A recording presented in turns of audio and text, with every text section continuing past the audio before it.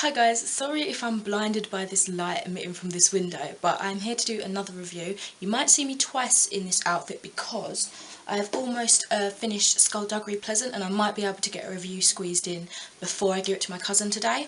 Anyway, I'm here to do a review of a book called Concentr8, which I can't remember the author's name, so I'll put it here.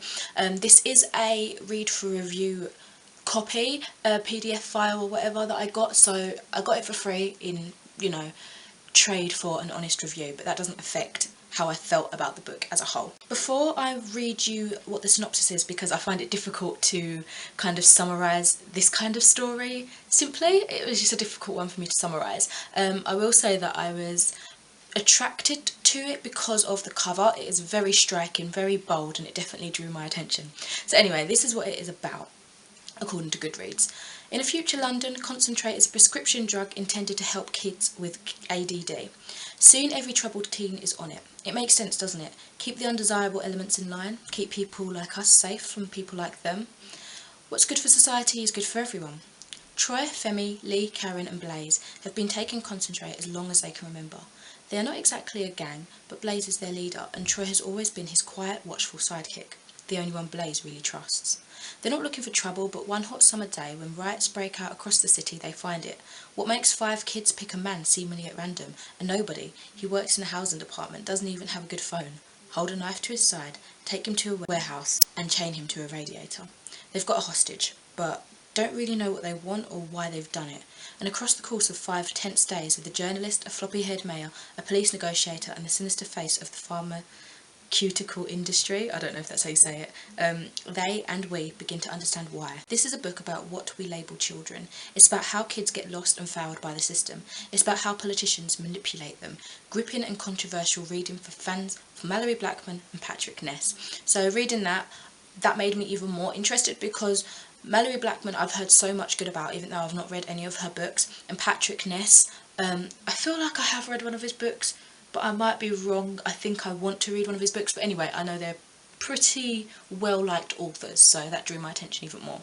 So, for my opinion, I gave this a 3 out of 5 stars. I found it really difficult to review this book, just because I think that the deeper tones that I know this book has was very hard for me to comprehend. I don't feel like I had the initial knowledge of society and politics to really appreciate the book as much as it needed. As well as this, I just had this clouded confusion of how much of this is fiction and how much of this is not. But from what I can gather, the plot is fiction based on what could probably happen any time from now, to be honest. I mean, it relates to quite a lot that's happened in the past, but for different reasons. I think it's a probable occurrence. Skimming the reviews prior to actually reading this book, I noticed a lot of mixed responses, but I think that the book was actually pretty good and it held quite a tense feel that kind of escalated and kept that electricity throughout the book. And I think the main point of this book that the author wanted to get out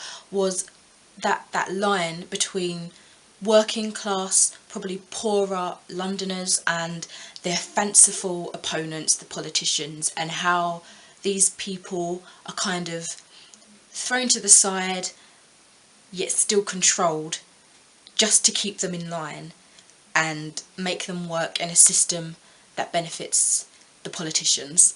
That was really difficult to say. I really enjoyed that this book was told from the perspectives of many people, including the higher class people like politicians, journalists, like mayors and stuff, and then also from this kind of gang of youths that we see, which is the 5 kids that I mentioned in the synopsis. I just loved the diversity of me being able to see how they react to something caused by someone from a different class, or how they react to each other in the same class due to the actions that have occurred. I just thought that was really interesting, and that being given that many perspectives to read from, it just gave it more depth, I think. I also like the fact that it had extracts from like articles and books to do with ADHD and other like behavioural problems and issues and stuff. I just felt that that gave it more fact and more solidity to the story being believable, and I don't know, it kind of made me be able to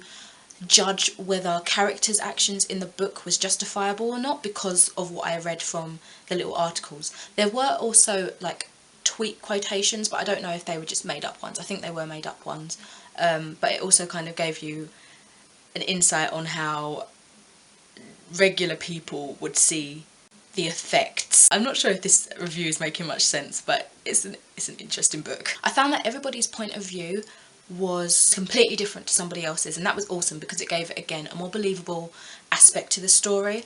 The person's point of view that I found it difficult to understand was probably Troy's, because it was definitely written how he would have spoken, and so that meant there was like poor grammar and like very little punctuation, and I don't know if he changed the way he spoke throughout the story or if I just got used to it, but by the end I was understanding and reading it pretty fast, pretty much as quickly as the rest of the people's point of views that I was reading from, so I probably just got used to it in the end. Karen as well, I found difficult to read just because I felt irritated by her speaking, because everything pretty much that she said ended with a question mark, like confused, and it didn't allow for her character to be built up very well, in my opinion. I just felt that she was flat and boring and not understanding anything. And that's another point, although she was the least developed character to me, I do think character development was a problem for this book. I didn't feel like anyone really evolved that much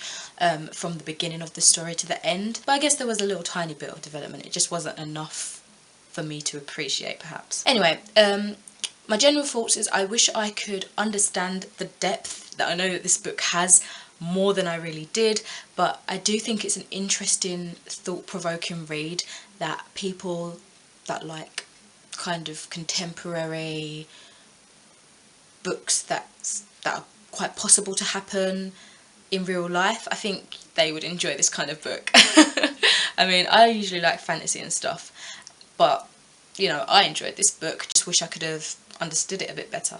But anyway, that is all for my review. Thank you very much for watching. Hopefully it made as much sense. As usual, you can check out my Goodreads link and look up that review if you want to have more of a flowing review. I don't know.